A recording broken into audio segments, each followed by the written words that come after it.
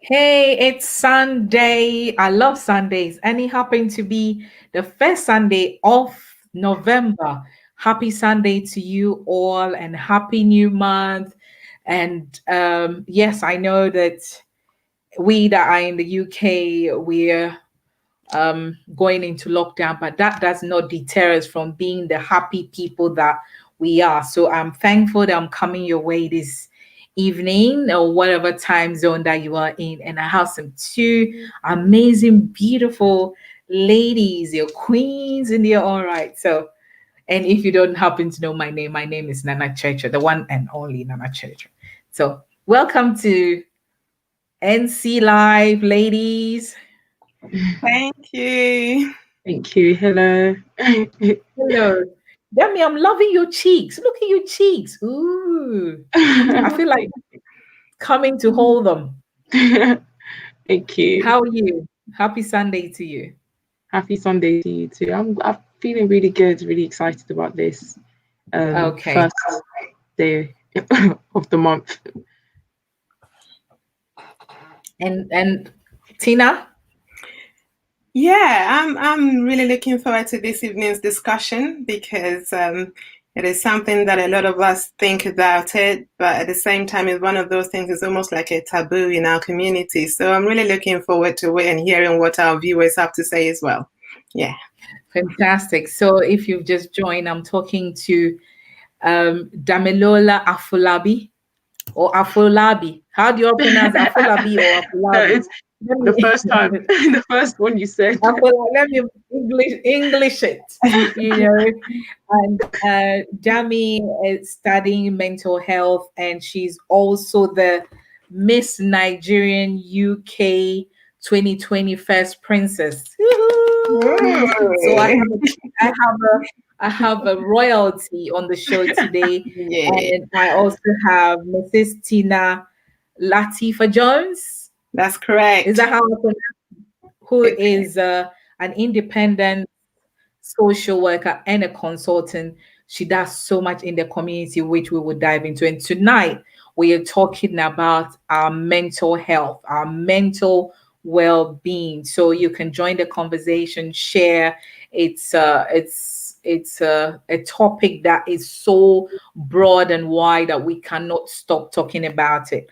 When I see that we have like mental health awareness month, I said 1 month of awareness, it's got to be all the time. We've got to talk about it all the time. So tonight we chose to talk about it. So thank you for joining me again. So Tina, you also play a big role in the Ghanaian community in Milton Keynes. So tell me a little bit about yourself and all that is happening in Milton Keynes. Okay, well, thank you. First of all, I'd like to say thank you very much, Nana, for introducing me and bringing me on your show. And I'm very humbled to have our lovely beauty pageant, Miss Nigeria UK here as well. Yes, I'm Tina Latifah Jones. I've lived in Milton Keynes for about 25 years now. And I'm part of the Association of Ghanaians in Milton Keynes, which was established in 1997. I'm the current chair. And yes, we do support our community in diverse ways. And some of it includes actually supporting those who have newly moved to Milton Keynes, and also trying to bring all the tribes together. Because as you know, in Ghana, we are a very small country compared to Nigeria or other places. However, we have so many different tribes. So what we're trying to do is to bring all the tribal groups together under one umbrella and have what we call unity in diversity. So we can embrace all the differences and, come under one roof and have our own Ghanaian community. So that is a project I'm working on at the moment with my trustees. Fantastic. Demi, is it okay if I call you Demi as well? Yeah, Dami's Or right. Damilola? Which one do you No, prefer, Dami or Damilola? my friends and family call me Dami, so Damilola will be nice as a change. Okay, Your Royal Highness Domilola. Right. So, and I want to give shout out to the Miss Nigeria UK team for, you know, honoring our invitation for you to come on as well. So thank you to them and shout out to them. Tell me about yourself and growing up in Nigeria and coming into the UK. Thank you very much for allowing me to be on the show. Also, obviously my name is Domilola. I'm 25. I just going to turn 25 soon, and I lived in Nigeria for 11 years. And I moved over. So yeah, I lived in Nigeria and I moved over here shortly after I turned 11. And I mean, the difference is quite clear. The opportunities and what the structure in Nigeria is different from here, obviously. And I think for me, moving from Nigeria over here was something that I never expected. So I felt like I just had to sort of, what's the word? I just had to kind of adapt very quickly. So yeah.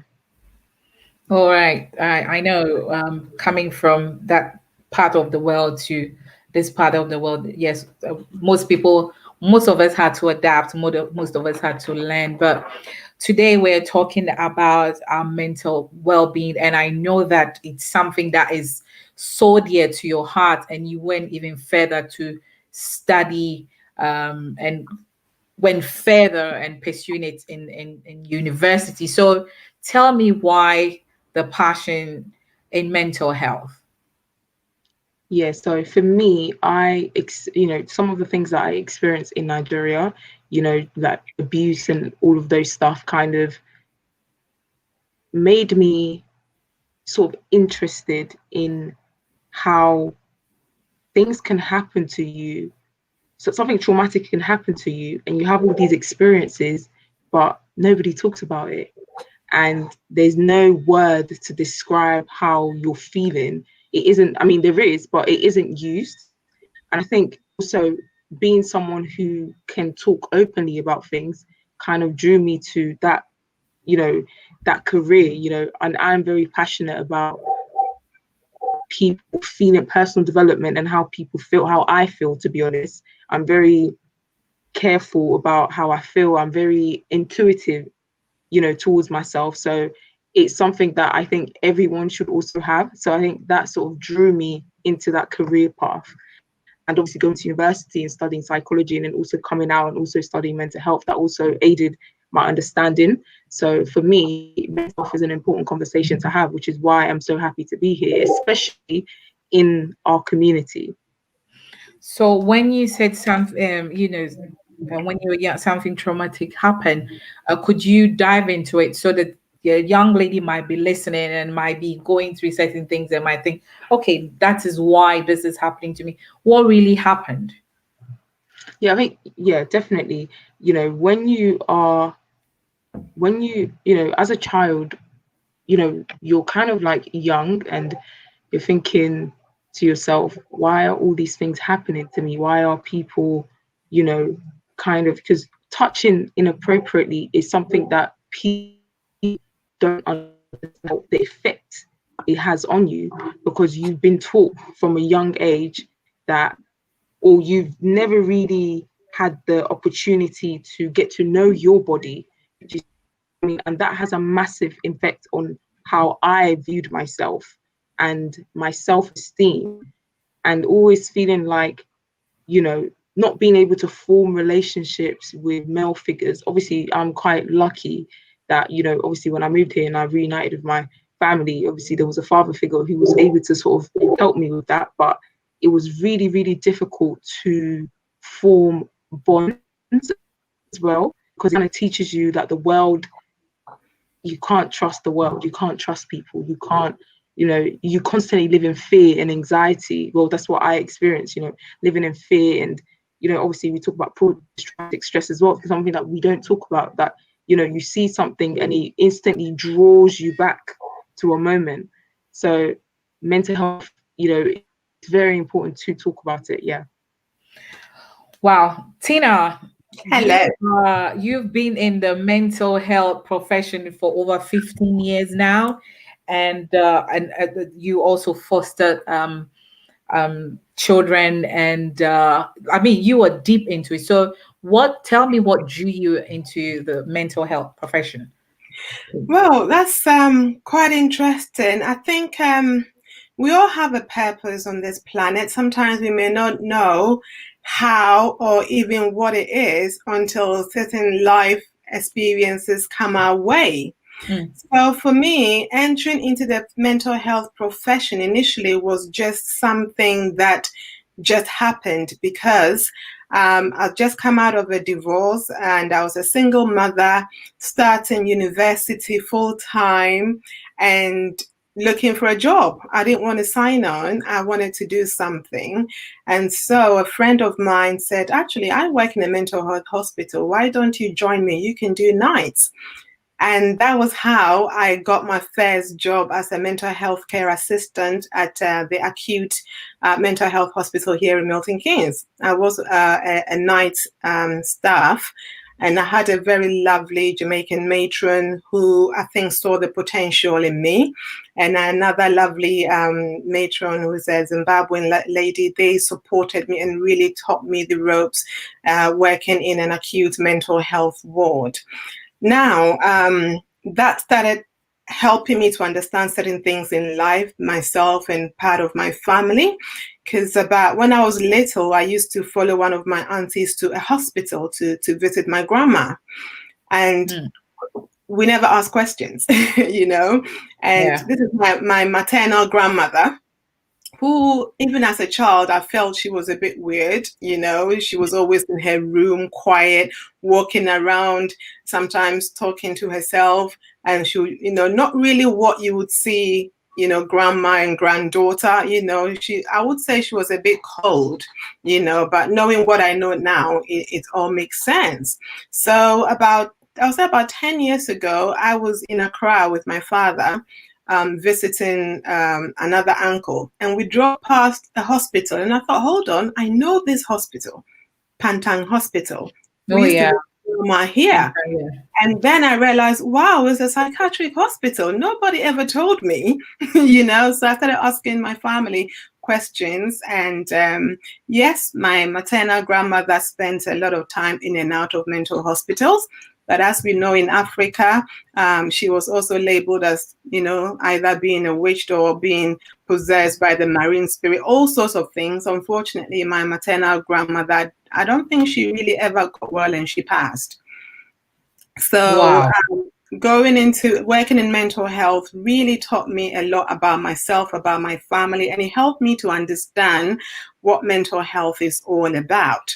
So yes, when I qualified as a social worker, even before qualification, I did some of my placement in one of the largest mental health hospitals in England, St. Andrews in Northampton. I worked in both forensic mental health and also adolescent, and as well as acquired brain injury, which can also sometimes develop into mental health. So in a nutshell, that is what I've done. And as well as a social worker for local authority, I did have a number of caseload, and some of my young children also had diagnosis of one mental health issue or another. Yes.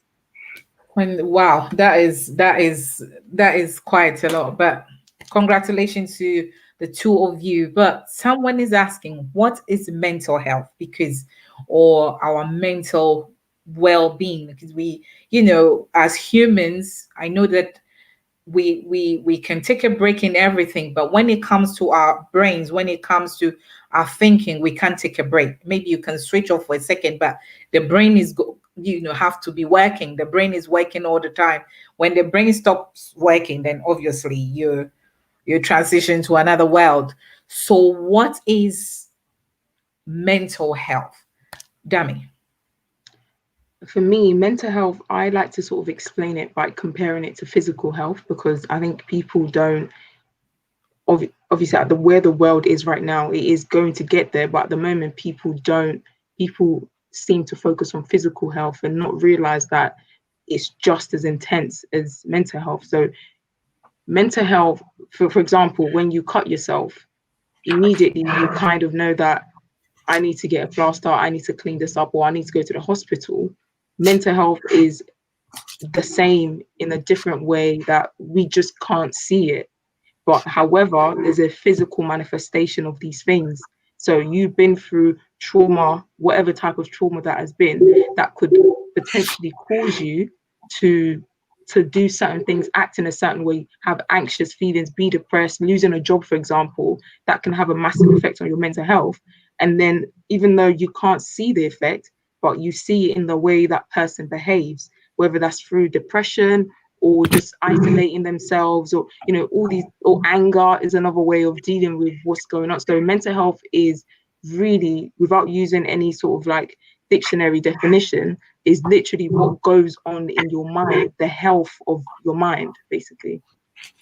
When before I come to Tina, when we spoke earlier on, just getting to know what our conversation, I said when I was growing up, when we said somebody had mental health issues, we say you're mad, and so you find your way to the asylum. Tina, you remember back home is Mhm. asylum or like Pantan, or I remember I think in Roman Ridge or Ridge, that area they used to have Yeah, or Ridge or that area they used to have like a mental health clinic. But then we right. always thought, the person who wears those tattered clothes is dirty, walking around the street, the madman or the madwoman who has mental health.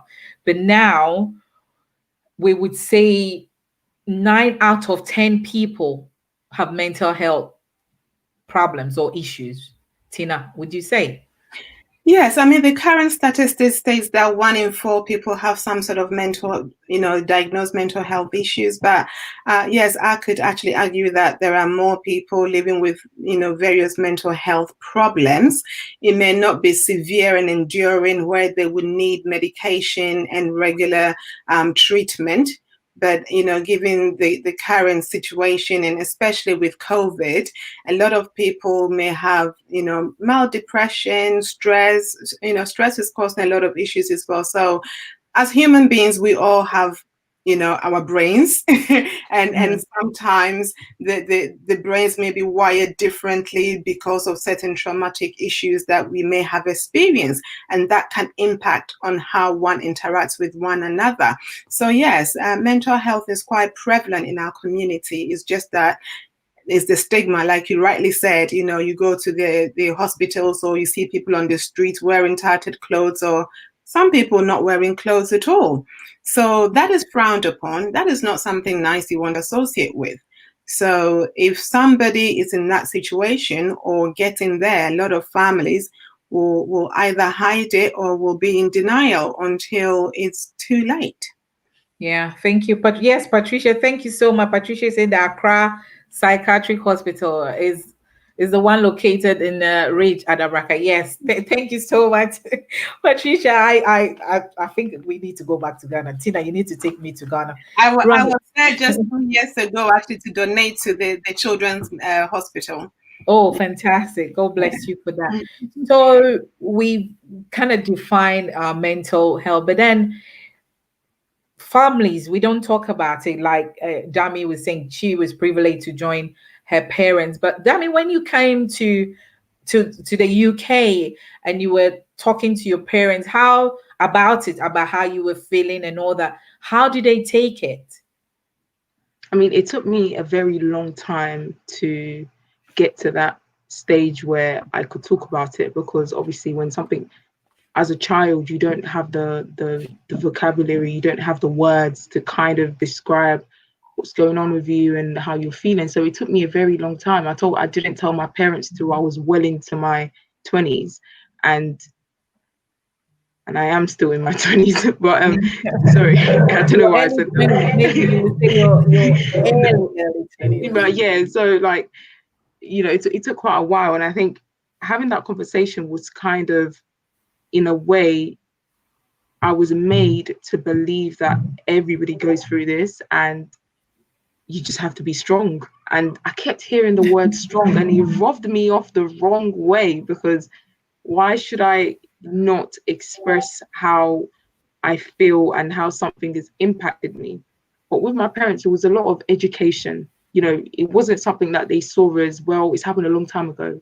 You know, you're fine now. You're doing well. You're doing well at school. You know, do you see what I mean? It's like, what are you really saying? So I think Mm. educating our parents and educating one another is one of the most important way to get the message across, because if they don't have the awareness, there's no way they would understand what I'm really saying. So it's kind of using words like anxiety, depression, you know, self-esteem, and letting know, okay, these things are, this is the issue that's going on, and it is an issue. It is not something that you can just wake up and say, yeah, it's cool, you know, I can eat, I'm alive, you should be grateful you're alive. Okay, yeah, I'm alive, but what is the quality of my life? You know, do you see what I mean? What is the quality of my life? So it's a conversation. Is we need to have that open dialogue with each other, and I think that's how I got it across. I still feel like there isn't a full understanding, but I think I'm happy with the stage that they're in. So Mm. yeah. Tina, I mean, you are an adult, but you had an experience where a family member, through mental health, or their mental health not being stable, took their life. One, I want to ask you: do you think, as a community, we talk about it more, or we Wow. need education, as Dami is saying? We are getting there. I feel like we are just scratching the surface when it comes to mental health. When it comes to somebody ending their life because of mental health, I think our community is still miles away, because my brother was 24 years when his life ended. I hate using the word suicide, because when you look at the definition of suicide, it means when somebody intentionally takes their own life. And some dictionary even use examples of, like, once people are in financial, difficult financial situations and things like that. My brother was very close to our mother. He was my mom's only boy. So, Very mommy's boy. he was a mommy's boy, and very smart young man. My stepfather is a reverend minister, and my brother actually passed the 11 plus at the age of 9. Oh, wow. But he didn't actually go to grammar school. And when he was 12, our mother passed away suddenly. The morning before mom passed away, as mothers would do, we want our kids to help do a few chores here and there in the house. And Michael had eczema. So one of Michael's roles in the house was just hoover, because eczema, water made the eczema worse. So Michael didn't like doing the dishes. So one of Michael's roles was actually hoover the house. So mom came back from work, and I believe I lived in Milton Keynes, but I'm very close to the family and I go quite often. So I believe mom was asking Michael to hoover the house and blah, blah, blah. So the next morning, mom woke up to get our youngest sibling, Michelle, ready for school. Michelle was only 5 years old. Michael was 12. Mom slipped on the stairs, collapsed, and that was the end of our mother. Coroner's report was blood clot in the lungs, deep vein thrombosis or pulmonary something. And that was it. So I got a call. I was in Milton Keynes, and I drove straight to the hospital. When I got there, it was my other sister and my brother. And Michael asked me, "Do you think if I didn't argue with mom, she would still be alive today?" And that really hit me. And I thought, no, Michael, we were all, shocked by mom's death. I was quite young, but I was in university. I think I was in my second year. I have my daughter. I was a single mom, But to cut the long story short, I personally feel Michael's mental health was triggered by the sudden death of our mother. Our mother was buried I'll say within 10 minutes walk of our house in London. We lived in Manor Park, and people that know the City of London Cemetery is just across the road from Manor Park where we lived. So my sisters will tell me, oh, Michael sometimes goes to mom's grave. Michael spends a lot of time there. He'll put lots of flowers and he will send us pictures, and we were happy about it. But when Michael got into his teens, late teens at sixth form, he changed. But I think we all put it down to adolescent, teenage. You know, he was busy studying. He was in sixth form. The sixth form school that he wanted to go to didn't actually offer further maths. And Michael wanted to do further maths. So he had an agreement with the school that he was going to teach himself further maths. And he actually got a B in further maths and actually went on to university to do econometrics. Had it not been for Michael, I didn't know there was a course called econometrics because he wanted to be a banker. I was going to ask, what is that? It's supposed to be economics and maths. And for a lot of people who work in the city, that's some of the, the pathways that they take. So for a young person so smart, he actually got an interview at Oxford University, but he was asked to take a gap year and then will be called to Oxford. But as a powerful man of God, young man of God that he is, he prayed over it and he said, sis, I'm going to go to Nottingham University. I feel that is where the Lord wants me to be. So Michael decided to go to Nottingham University and immediately joined the Christian Union, and he became the Nottingham University Student Union Secretary. Very deep in the Lord. And when he came across young people that had any issues that he felt, some of them may need prayers, he will refer them to his dad in London. So that is how cool Michael was. A 3-year course, and then Michael decided, final year, I'm not doing my exams because I don't feel like I'm going to get the grace I want to get. And this is what he was telling us. I suspected a few changes, obviously having worked in mental health. But as family members, and especially as a family member who doesn't live with Michael, and Michael is over 18 years old, my hands were tied. Because the law says he's an adult and he has mental capacity.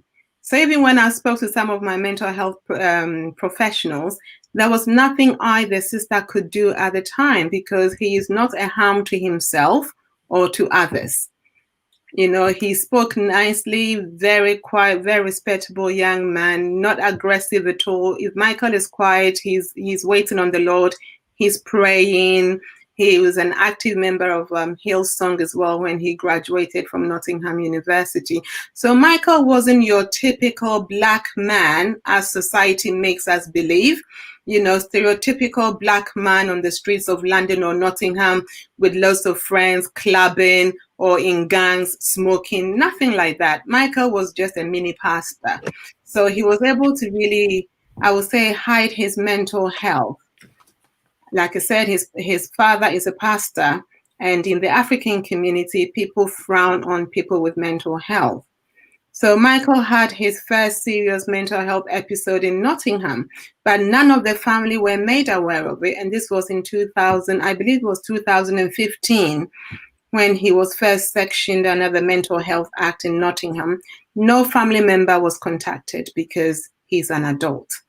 It was the second episode that, for whatever reason, Michael gave my number to the hospital, and I got a phone call, and they wanted to speak to Mrs. Florence Lamptey, and I said, "Well, Florence Lamptey died 11 years ago. Who are you? And why are you calling me with Florence Lamptey?" And he said, "We have Michael here." And Michael said, "We should call Florence Lamptey. This is Florence Lamptey's number." So I went straight to Nottingham, and that was when I was told, "Oh, he has had a relapse." And I said, "Hold on, what do you mean a relapse?" And that was when the professional said, "Oh, did you not know last year, blah, blah, blah." So we were with our brother for more than a year. He has gone through severe mental health problems, stayed in mental health wards, and none of us knew nothing about it because of the way the law was working at the time. So it was a very difficult time for the family, and I have to say all of us dealt with it differently. Around the time I had lost my paternal grandmother, so I had to go to Africa for that funeral. And my other sister was also planning her traditional wedding.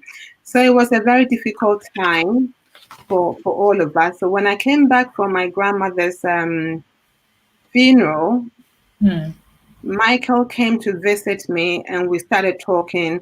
And because when I was leaving for Ghana, he was still on admission.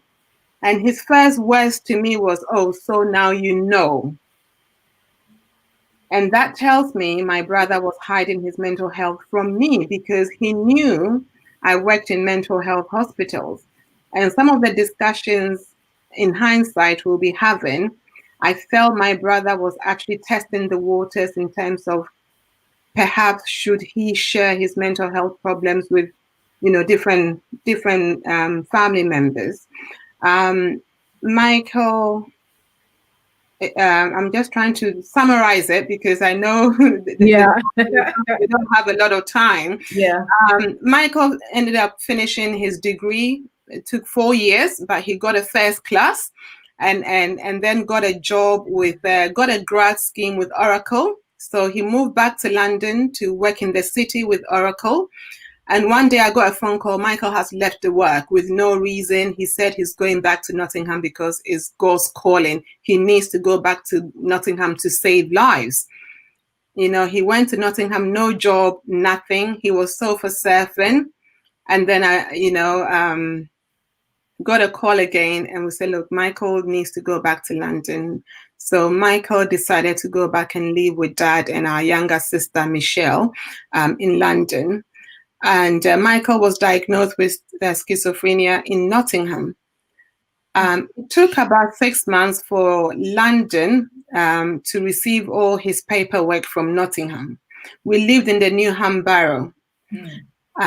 But Michael was then diagnosed with something else. I can't actually remember the exact diagnosis, but a few weeks towards him leaving us, he started having what we call tactile hallucination. So he was actually seeing spiders, creepy crawlies on his body. He wasn't eating, he wasn't sleeping properly. My stepfather will be with him. They will pray throughout the night, or Michael will play computer games with his cousins who lives in Milton Keynes. None of them knew Michael had mental health problems. He concealed it really well, and I felt it wasn't my space to tell his cousins what he was going through because, again, I felt he was close enough to his cousins that if he wanted to share, he will share. Michael was very active with the Hillsong Church as well. He was a prayer warrior and a prayer leader, Bible study leader. So the day before he passed, he had actually taken himself to the GP because he felt he wasn't feeling well. Some of the medication was working, some wasn't working properly. So again, popular to contrary belief, they do say Black men don't like going to hospital, Black men don't like to see the doctor. I have to say in the month of March 2017, Michael was taking himself to either Newham General Hospital or Waltham Forest A&E to present himself, trying to seek for support. And all the time they will keep prescribing medication. And he wanted to come off some of the medication because he felt like either it was making him sleep too much. He wants to be himself. He wants to be normal, as he said. He wants to find a job and all of these things. On Tuesday morning, my dad called Michael because Dad left the house early, called Michael around 11. Michael said, oh, I'm in East Town. I'm buying a few things. Dad came home. Michelle, my younger sister, came home. Still, nobody has heard from Michael. And they did say that sometimes when she hasn't slept for days, he can go flat out and sleep during the day. So they all thought Michael was sleeping. And about 4 hours later, my dad went to his bedroom and check if he was in the bedroom. Michael was already dead in his bed. Paramedics came and they said, oh, he's been dead for at least 3 to 4 hours.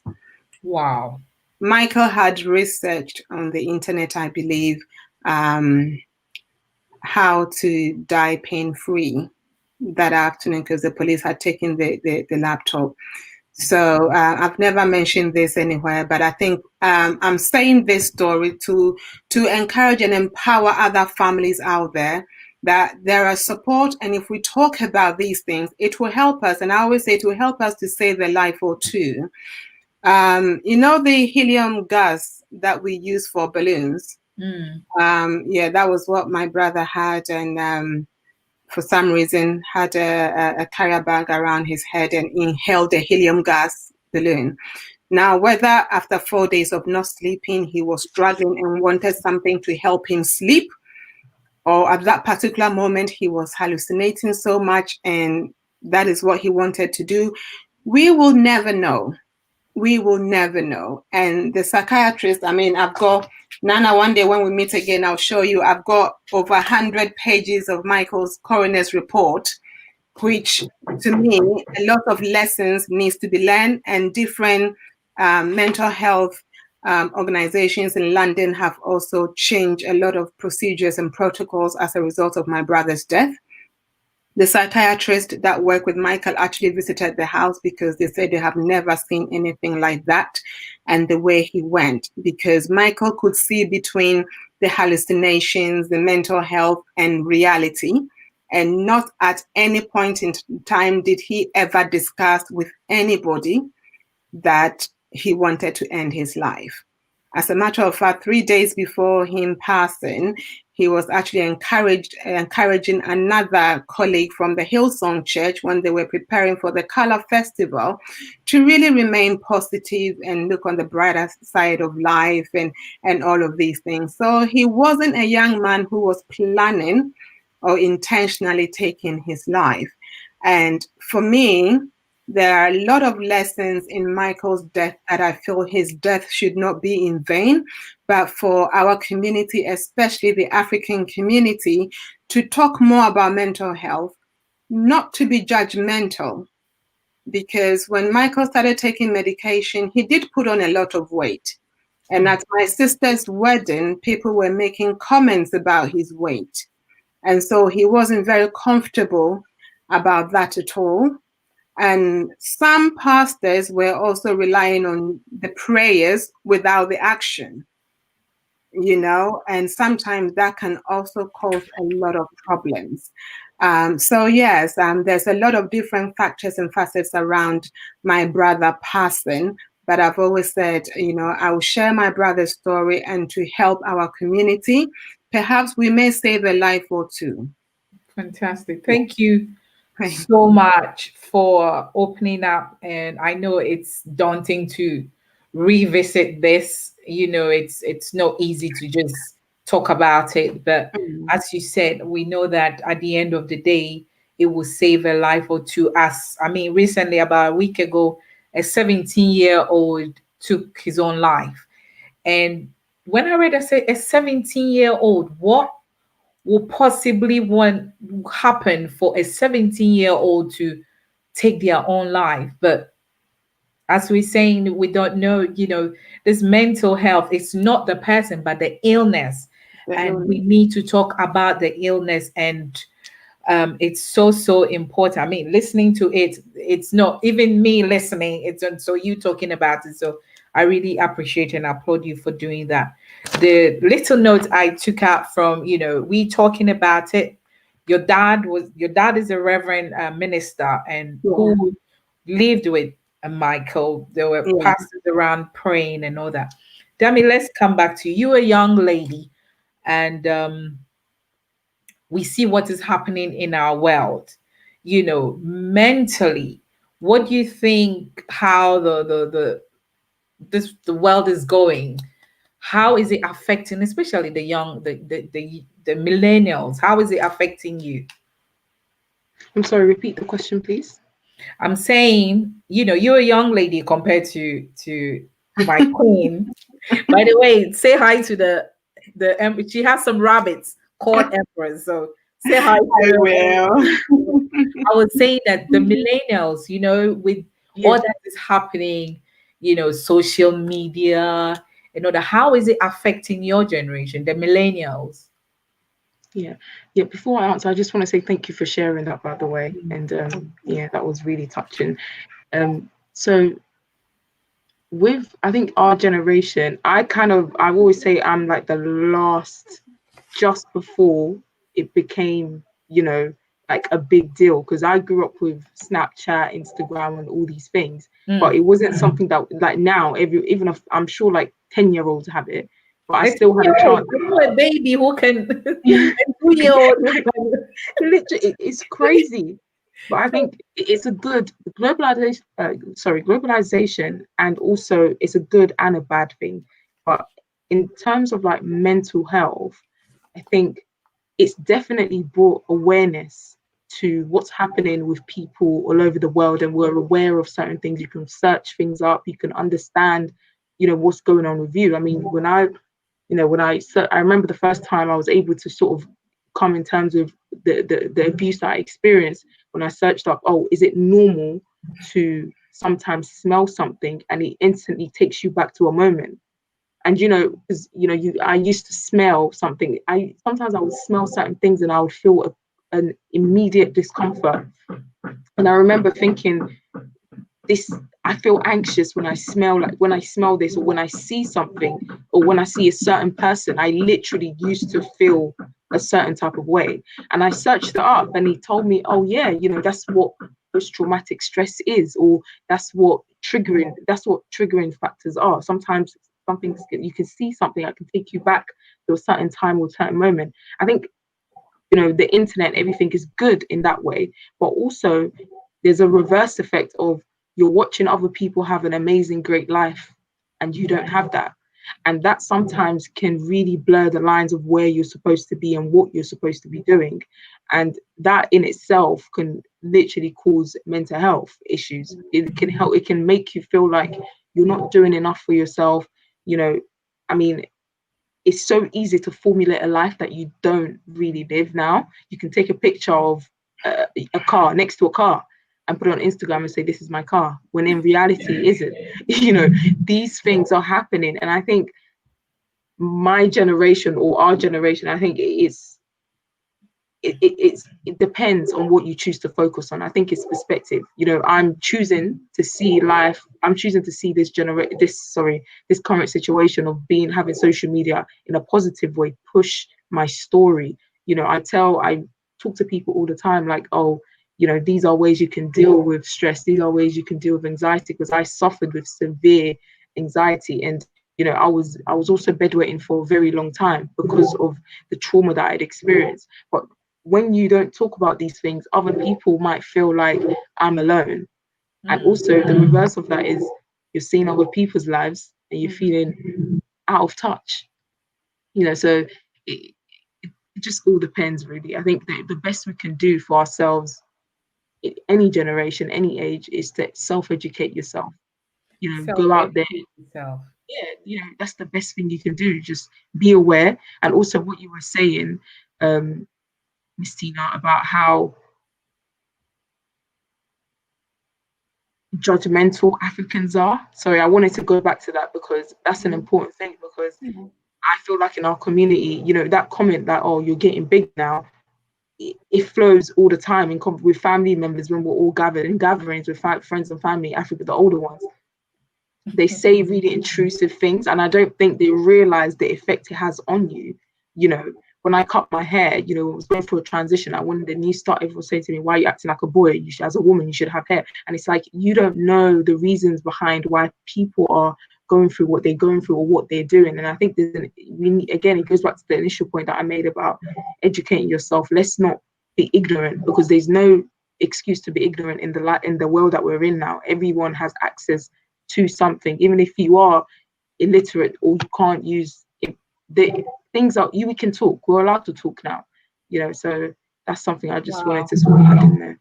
We don't have to be ignorant. Oh, thank you. Is it Naraba Mami? Thank you so much. She's saying mental health, especially in this COVID lockdown. Yes, we're coming to that. We're going to talk about that. Thank you for pointing that out. You know, Damilola, just you just took the words out of my mouth. And yesterday, you know, while I was preparing for this, I decided to talk to, you know, some young ladies, my daughters as well, and one of them said, you know, the society is painting something that even if you're not, you want to be like, you need to be in a particular shape, you need to be in that Coca-Cola shape. So I was showing them with this my belly that four of you have popped that, you know, you need to be that particular person, you need to Yeah, you, and I think that is even not just the younger generation, even the older ones as well. It's putting so much now. People are not being themselves, you know, exactly. and that alone is affecting most people their mental health. That is, and then you know, people being judgmental. I cannot believe it. And it's not just in our community, it's in the church, it's in people just jump and conclude things because maybe you're not thinking like them or you're not being like them or they can't have their influence on you. They become judgmental. And I think that it is very, very important that we look at these things as community leaders, as pastors, as to bring this conversation on board, because if we're going to tackle this illness, it's got to start apart from home. We as parents talking about it, sit down and maybe let's use Michael as an example. May his soul rest in peace. That he lived with your dad, who was a reverend minister. At least he saw some signs, but he was praying about it. And you know, when we had a conversation, I said, maybe we say it's witchcraft. It's everything, we turn it into wizardry, or is the witches in our family, and everything is become, yes, the evil one is working, but there are certain things that medically we need to talk about so that we can pinpoint, or we can direct people the right way than just praying. Yes, we pray, but I think we have to also talk about the medical side of things. Would you But you agree? know what, Nana, when it comes to mental health, or when it comes to anyone who is 18 years plus and their medical issues, anyone else that need to know will need to have a consent from the patient.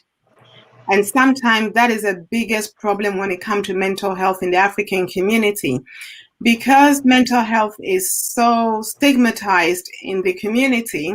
Sometimes people that are living with the condition don't even want their closest family members to know. Hmm. And with Michael living with his father and his younger sister, who they, you know, we all love ourselves to bits, but Michael felt like he couldn't share some of these things because he felt that he would be judged. And of course, being a pastor's son, that is probably bringing shame to his family.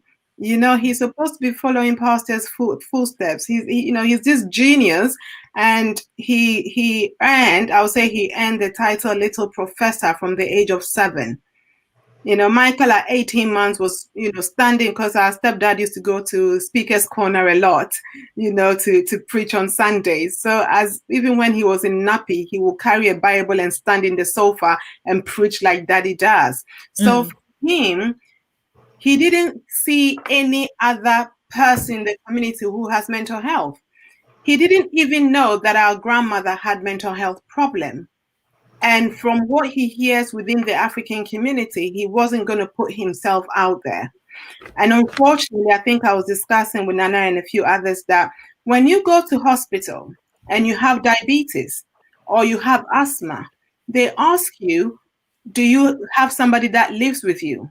We Mm. need to teach them and we need to help them to understand your condition so that when you have a problem, they will know how to help. If you are getting an asthma attack, the person that is living with you knows to go get the blue inhaler. If you have diabetes and you are insulin dependent, if you have a crisis, they would know what to do. When somebody has mental health problem, it's up to the patient to decide whether the person that lives with them or somebody close needs to know.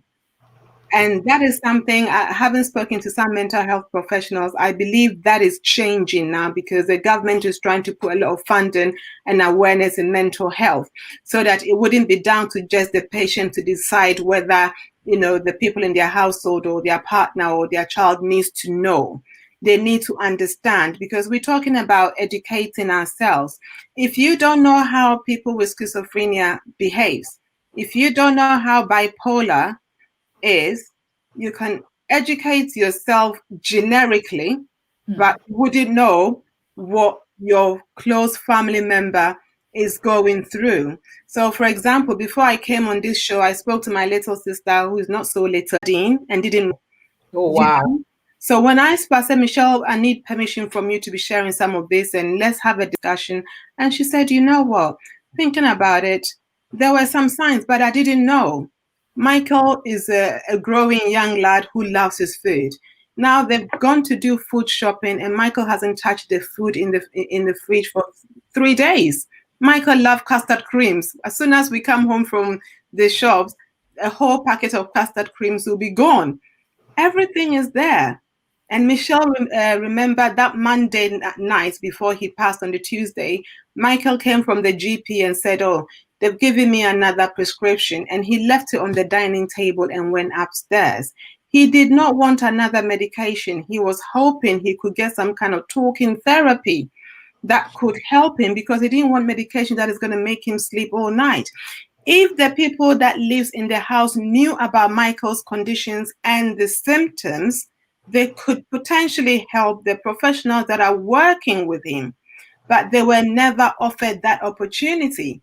So the signs were there, but they didn't know what those things were until after his death. So if we talk more about some of these things in our community, people that are living with it will also be more confident to share and educate people because there's something called patient aspect.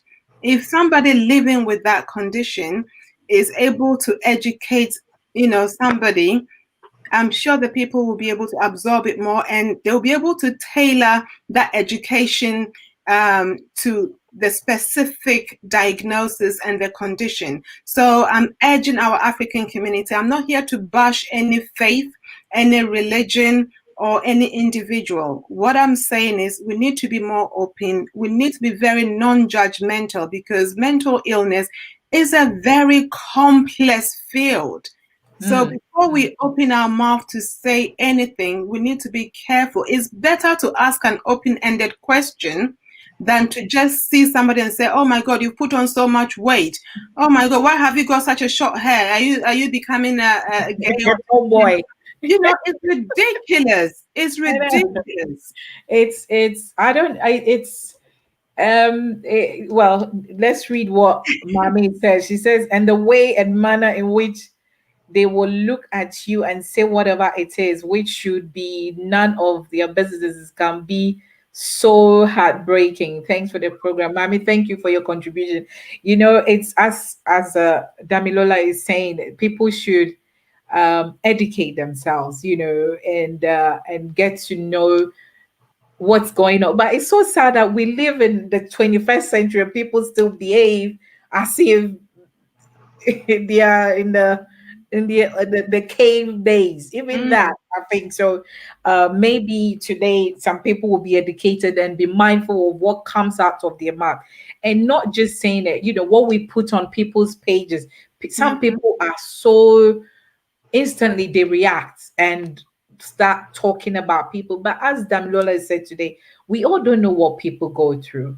You know, I have the opportunity to meet a young guy who's lost his dad in last Christmas and just lost his mom, and he's the only child. And first, when I saw him, I was like, oh, and he gave me this pen actually, and he was swearing, and he swears like crazy. And I'm like, don't swear in front of me. But I had to learn to know that that was how he was able to process what was going on, you know. And everyone has the way of processing things. And sometimes we as Christians as well, God bring people our way to for us to help them.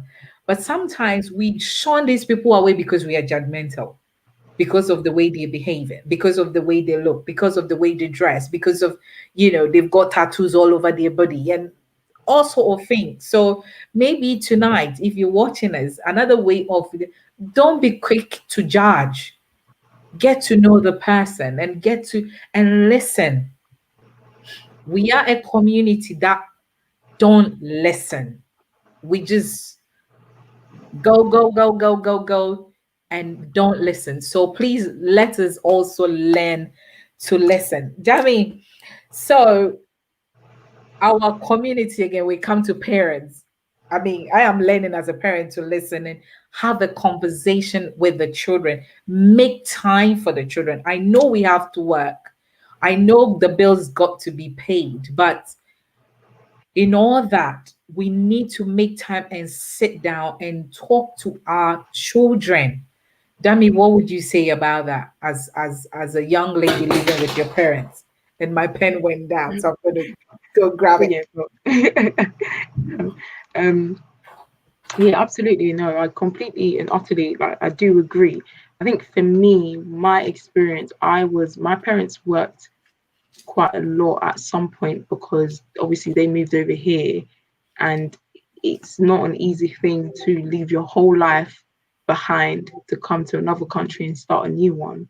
However, as one thing my parents did do, which you said, is conversations. When they did have the time, there was Mm. always an open dialogue in the house. And I think that's played a pivotal role in how I even express myself and how I'm able to talk about how I feel. And, it wasn't always easy because I wasn't sure what I was allowed to talk about. Because obviously you see my parents were very strict. They were very firm The about, African parents, what do you yeah, expect?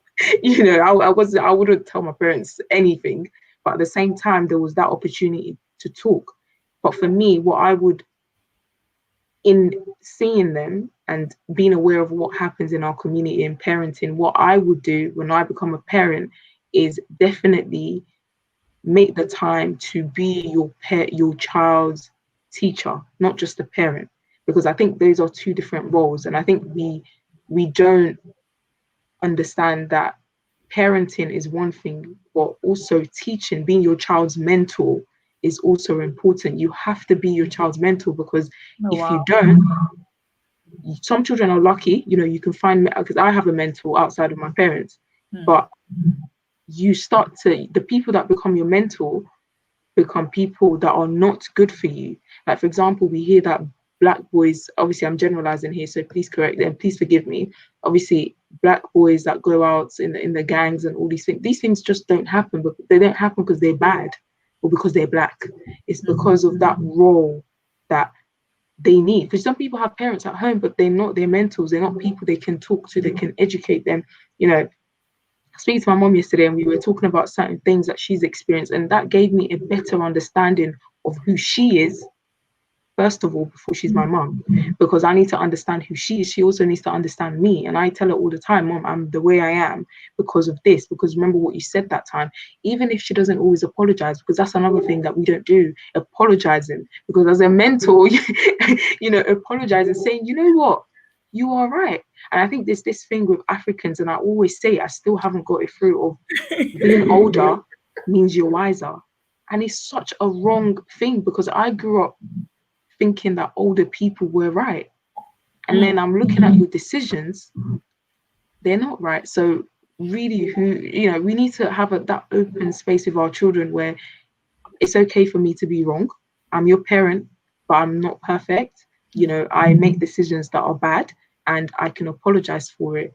And I think in that way, when we have children who have parents like that, they can talk about their mental health because they know they have parents who are going to look at them And as a when human being rather than as my child and you can do whatever I want you to do because I'm the parent, I'm the adult. So I think that's definitely something that I'm going to be aware of when I do get to that stage where I decide to be a parent and a mentor.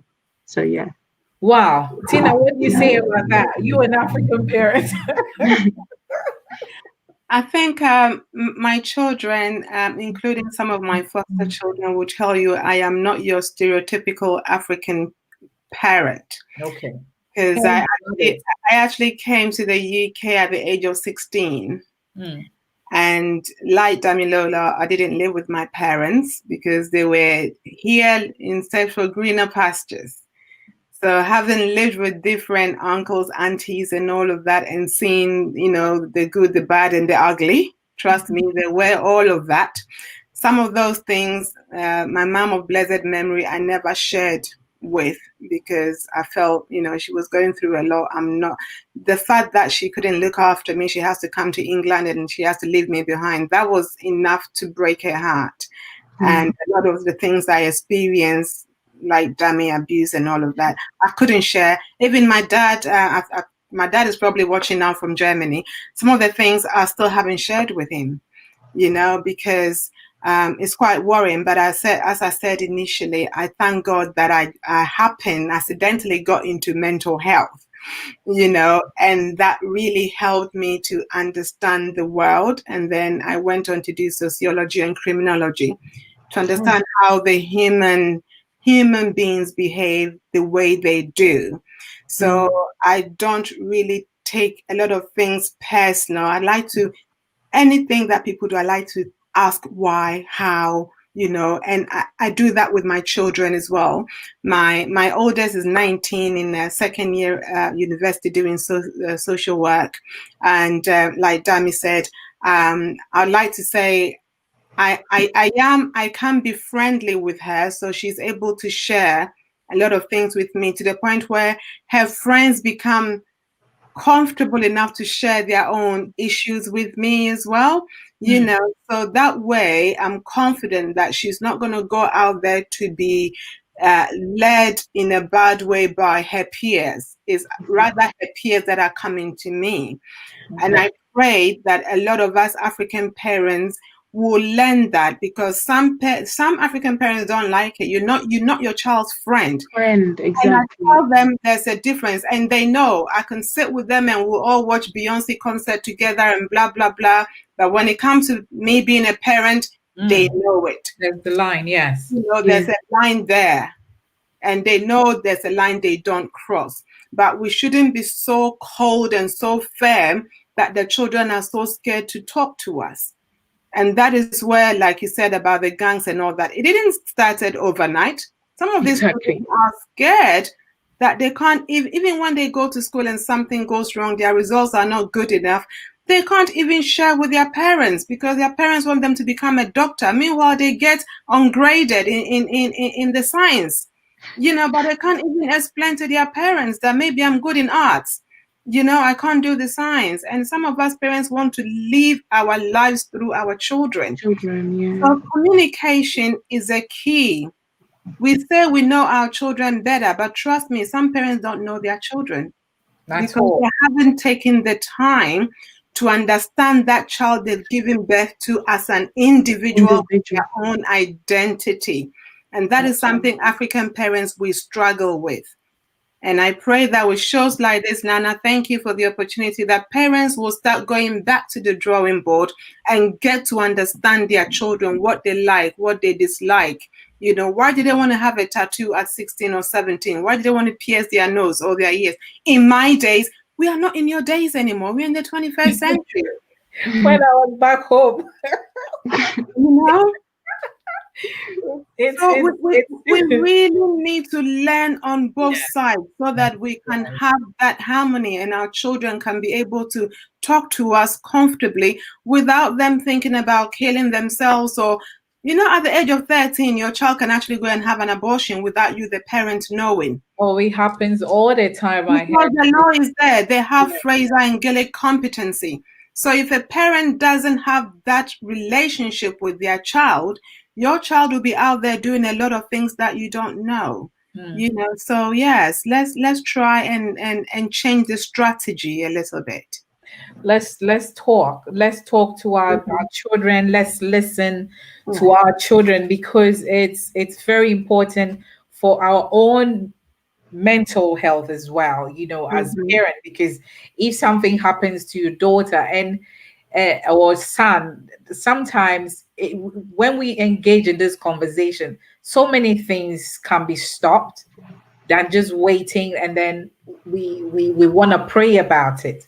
But there were tell signs, there were things Yeah. we could do, that could have stopped these things. So it's very, very important that we engage them. Not, you don't force yourself on them. And No. another thing that I had to come to terms with, that our kids that are born here are different. It's a different Hmm. environment than we that grew up back Yeah, home. You definitely. understand? And remember, we had a conversation. I said, I would say, look, I had to carry water. I had to carry water. I had to do this. I had to do it. They would say, but mommy, here we don't carry water. The water. So certain things that, yes, I'm bringing them up to be virtuous women. I'm bringing them, but then I have to know how to communicate, without being, what's the word, forcing them. We force, you've got to do this because I am your parent. You've got Mm, to do that. You've got to listen. You've got to do that. But there are ways that we can communicate Hmm. to uplift them, to uplift their spirit as well, and make them comfortable to come and have that conversation, so that they don't go and look for the mentor out there, as Damilola is saying that, Hmm. it's so, so important. So, Demi, what are some of the things that you did to to be at the place that you are now? I think there was a lot of crying, definitely. I have to start with the basics, which is tears. A lot of tears, a lot of sleepless nights, a lot of writing, a lot of therapy, and a lot of talking. And for me, I had to come with terms with quite a few things. And I think I don't really talk about it because it's weird. Because when I talk about it, I talk about it as though it isn't me. Mm, Because when you get to a stage where you've really come to terms with something, it kind of starts to leave you. You feel like it was an experience rather than you are experiencing it. So I think mm, for me, I had to come with terms with, like you mentioned as well, Miss Tina, about moving around. I moved around quite a lot because my parents left the country quite early on, and I was left back home, moved around with family members. And when you move around a lot, that's when you get in the hands of the wrong people. I had to forgive a lot of people. And I think the hardest one is forgiveness. Yeah. It starts with the tears and it ends with forgiveness because and then you have praying a lot as to. well. Were you praying? Did I'm you sorry. pray a lot? Did you Of pray? course, oh, 100%. Sorry, I'm not even mentioning that as though that wasn't like a big, that was the heart of it. And I think prayer is what helps with the forgiveness because you can't do it alone. Mm, You have to look onto how much God has forgiven you. And obviously, we can never be God, but we are made like God. So it's channeling that love that God has for us into somebody else. And I think I was very angry. I allowed myself to feel all the emotions. I didn't like men. I didn't like intimacy. I didn't like a certain type of people. I didn't trust adults. So I think, I had like a little episode. I was at work and I was alone with my boss, who was a male, in the room. And I instantly felt scared. And I think it's you have to live. I had to live that. I felt the fear. I allowed myself to feel the fear. I didn't want to, run out of the room, or, I allowed myself to feel the fear and decide that, what, it is safe. Because what we have to understand is mental health is something, because we can't see it's more of a feeling. You have to allow yourself to it's part of the experience. And obviously I'm here now, I'm talking as though it's still not perfect all the way up here, but I know I'm at a certain stage where I can talk about it. So I would even want to push for therapy, and if you can't afford therapy, talking a lot, journaling, a lot, of course, a lot of prayer. And forgiveness to me is what really is the icing on the cake. Forgiving myself, because when something happens to you as a child, you think you could have done you could have done something, you could have done better, I could have, you walk around feeling like there's something wrong with you. And it's that forgiveness of self, forgiveness of the men, and also forgiving my parents, because, and aunties and uncles, and just, it's a lot of forgiveness. And I think until you get to that place, it would always be a hindrance. Yeah. Wow. Thank you so much. Um, as you also, you come across, or you come into contact with people that, as apart from your experience with what happened in your family, other people, how have you dealt with yourself, to be at the place where you are, that you can, openly talk about it? Um, it's talking and allowing them to build that trusting relationship. And for me, even after my brother passed, I went through depression, because to some extent I blamed myself that I was working too much. And I remember the Sunday before he passed, I was in church, and I felt different. During praise and worship, I was crying a lot. So even that Sunday evening, I told my pastor, I don't know what was happening to me. And I called my brother, but as usual, he wouldn't pick up the phone, and then he would call me later and would tell me everything I need to know, because he wanted to go look for job interview. So he would prepare himself and he would call, "Sis, I'm okay, I've got this job interview. I think this one I'm gonna get it." And like we all saying, you want the conversation, but at the same time, you don't want to push the person away. And I felt like I should have said, "Michael, just hold on. I'm not calling to find you about work. I just want to know how you are doing. Just be yourself." And I felt like I couldn't do it, because a couple of times when he came to visit and I wanted to delve deep, he would pick up his bags and leave. So I was saying to my husband, I'm scared I'm going to lose my brother. I want to be in his life whichever way I can. I don't want to lose him. So he will pick up, he won't answer my phone straight away. I felt he will call maybe sometimes a day or two later and tell me what he thinks I want to hear. And I didn't have the confidence enough.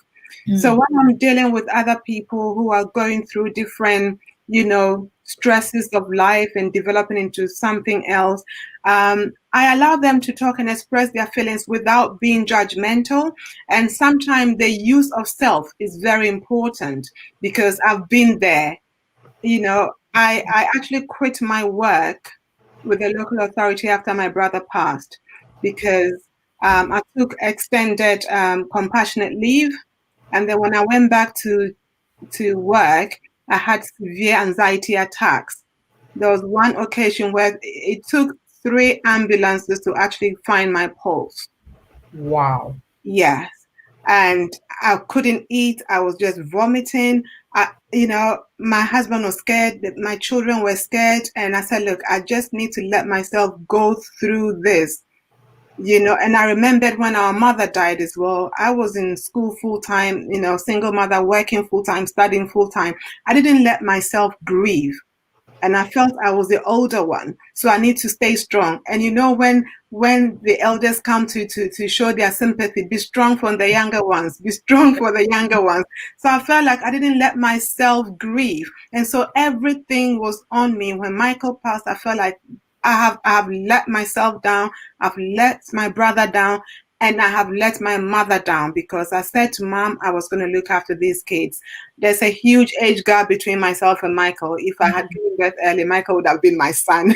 So I used to say Michael was my son, and I let him down, but I allow myself. I took a whole year out. I didn't work, trying to fix myself again. And that really helped. I rang a few bereavement agencies. My GP gave me some numbers.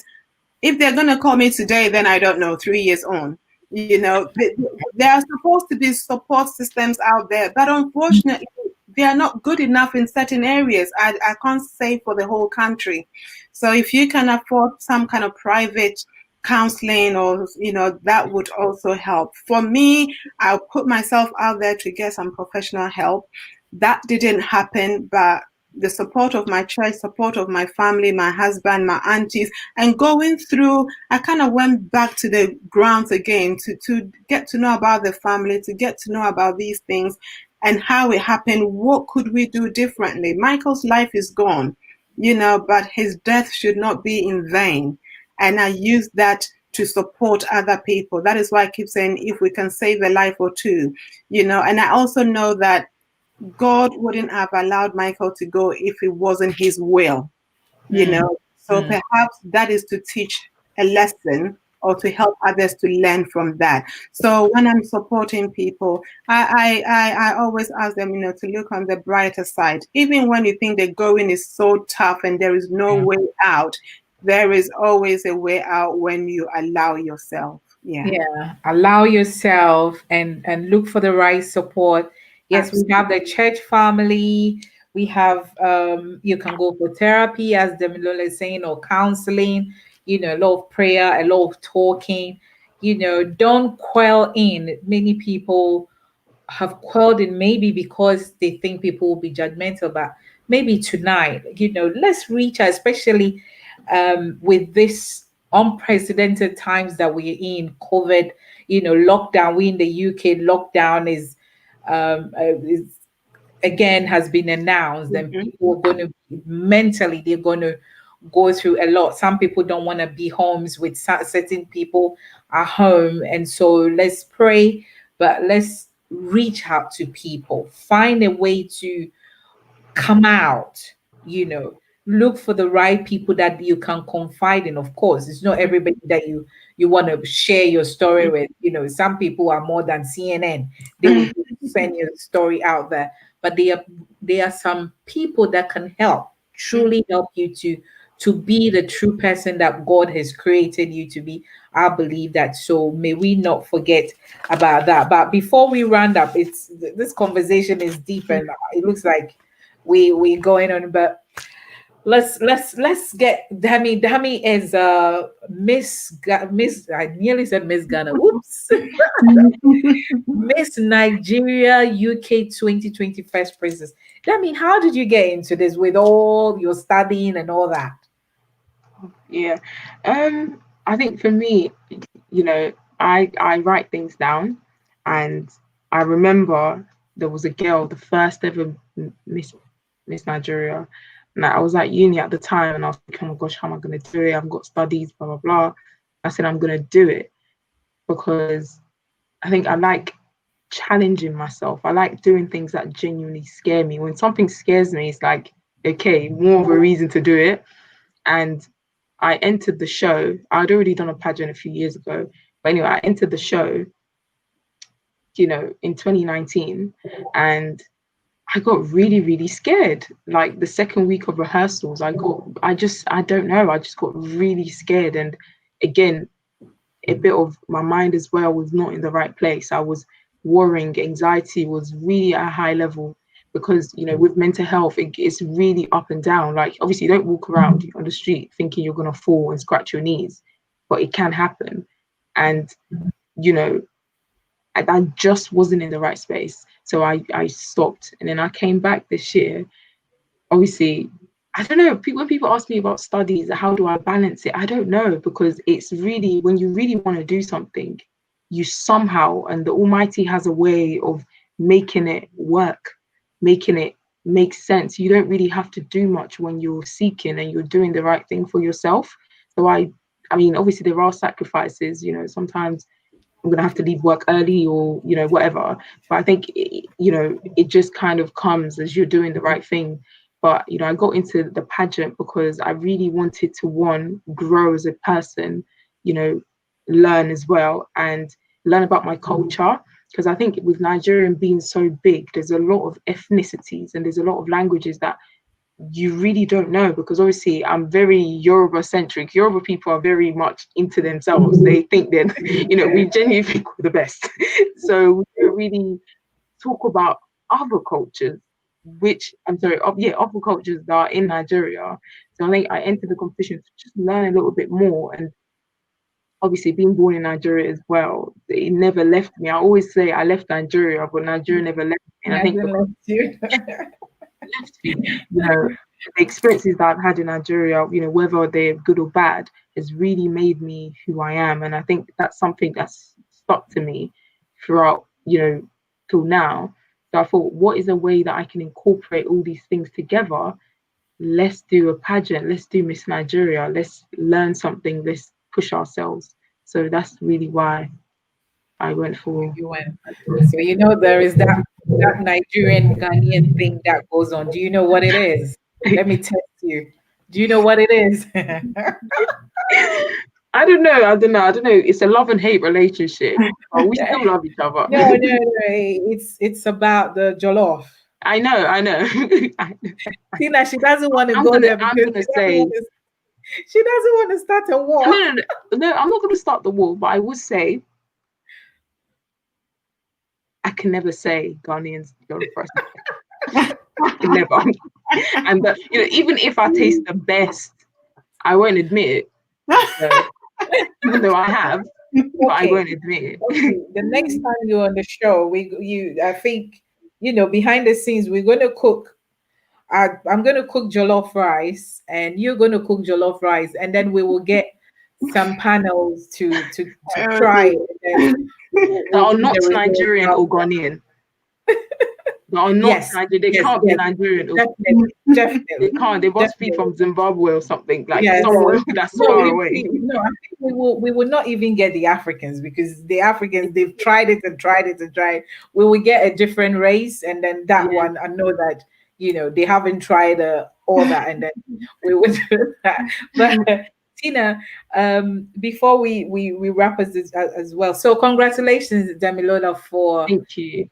For going through that and coming out very successful. And shout out again to the team. And Tina, you also do some dinner dances and stuff.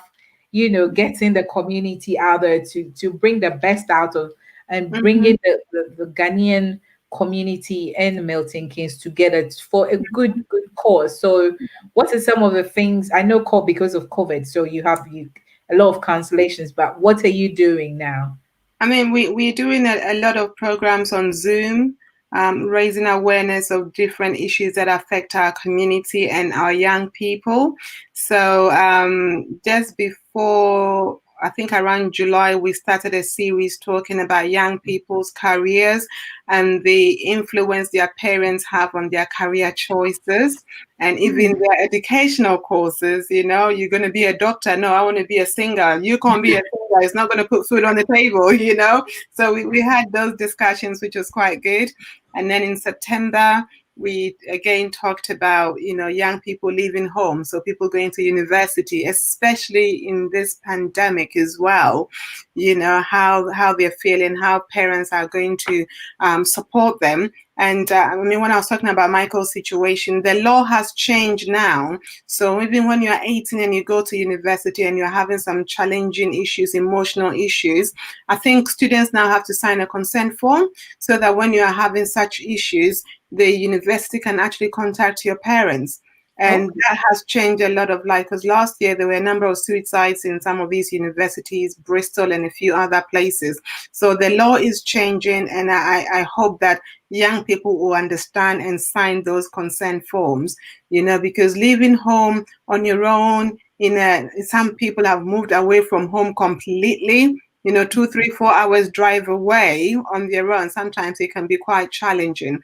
So again, that is something that we have in the dialogue between the young people and the parents. In addition to that, I have been running a charity since 2007. Called STAS, which is Shikatama Support Services, and it just means living in hope. We started with HIV, hepatitis, and then mental health. And we have been supporting people living with HIV in Milton Keynes for a number of years through funding from the local authority. We registered in Ghana as well, and in Ghana we are doing more of the mental health awareness and HIV testing. We are working with sex workers. I was supposed to be in Ghana earlier this year, but again, COVID, so that didn't happen. We're supposed to have our first mental health conference in October. and also take some of our Caribbean friends to Ghana on a tour of the slave castles and all of that. So we do have a number of things lined up, and we hope and pray that 2021 will be a much better year, especially with charities and funding as well, because most funding are now being channeled towards, COVID and vaccines. But the demand for other support is as high as ever. So we pray that, individuals can also support different causes, as well as the government looking at, fair distribution of funds towards the mental health. Because, like you said, the second wave is probably going to be worse in the sense that is winter, is dark. African communities, we struggle with not having enough sunshine. We are in lockdown. People's mental well-being are going to get worse. Those that may not have even had mental health issues at all may develop some sort of anxiety, stress. Please don't suffer in silence. There are a lot of organizations out there, the Samaritans, Mind UK, a number of mental health organizations that, just a phone call away. And these days, some people don't feel comfortable talking to us on the phone.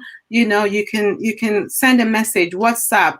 I do support a lot of people through Instagram as well. Stars, our Instagram handle is Sierra Tango, the number 4 Sierra Sierra. So ST number 4 SS. And we do support a lot of people through the Instagram, Facebook. There is help out there. You need to gather the confidence and speak up or test somebody. You don't even need to give us your real name.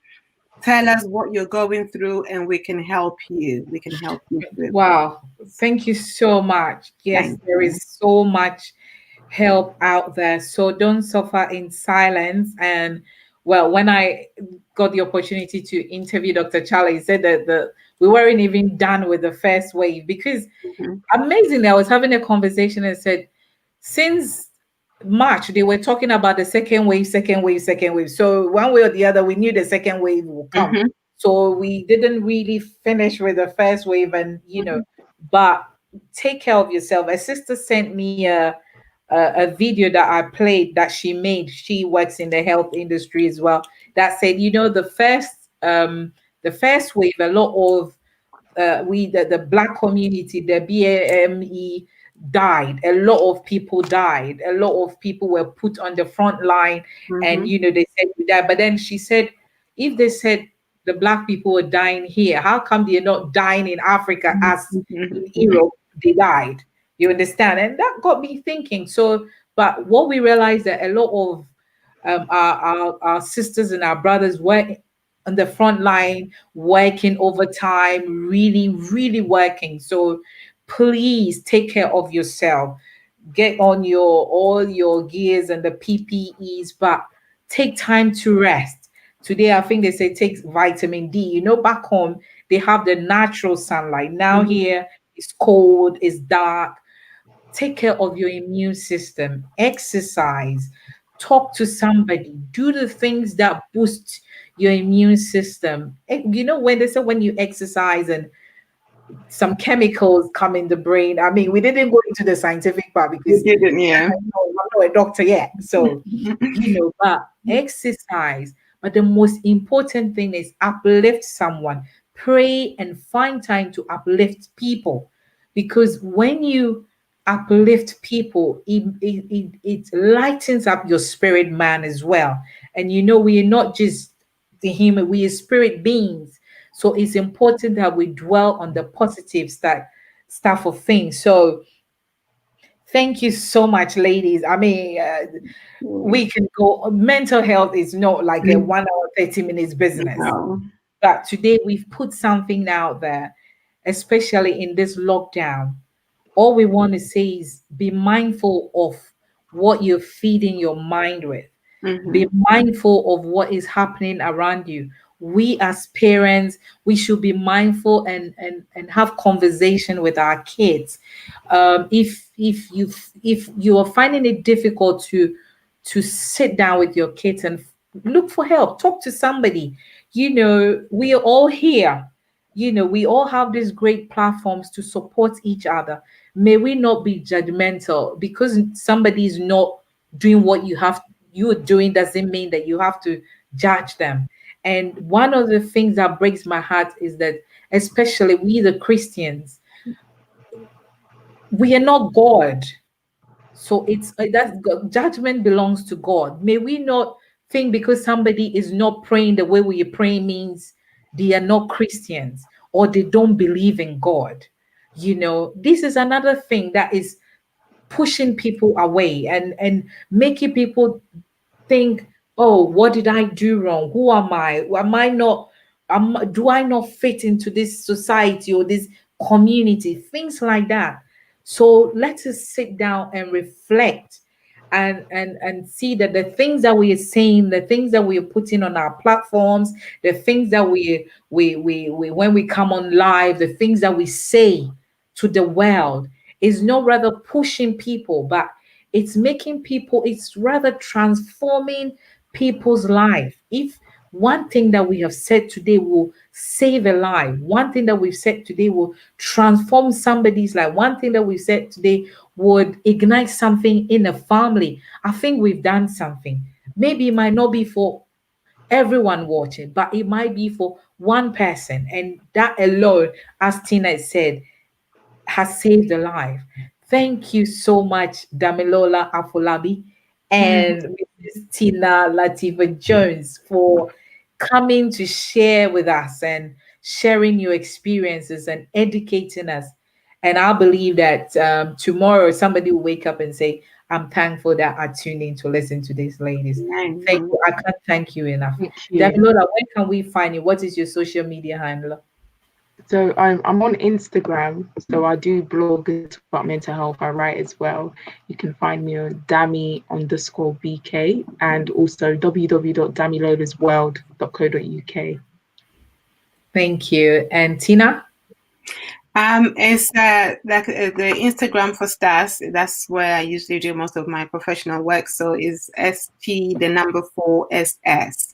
That's our Instagram handle, and Facebook is stars STASS. Yeah. Thank you. Thank you Thank you very so much. much. Have a wonderful and a fruitful month. I know that the good Lord will see us through to the end of the year. And Amen. I wish you all the best. And thank you Thank for you spending. very much. Good Thank luck, you. with your studies. All the best. Oh, thank you so much. Thank Yes, No, you. yes. And, Bye. and, and say bye-bye. hello to the rabbits for me. I will. Damilola, check. You You have have an to come and Instagram. see You them. have an Instagram page, so go They follow do. them. Bunny Bunch. Follow them on Instagram. Bunny Bunch. Tiara, Aspen, and Empress. All right. Thank you so much, Thank ladies. Good you. night. Bye Bye. bye. Bye-bye. Good night.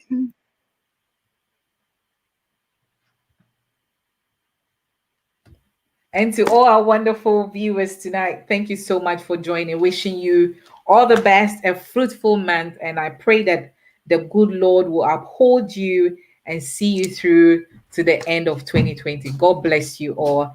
And always remember that you belong at the top. Bye bye.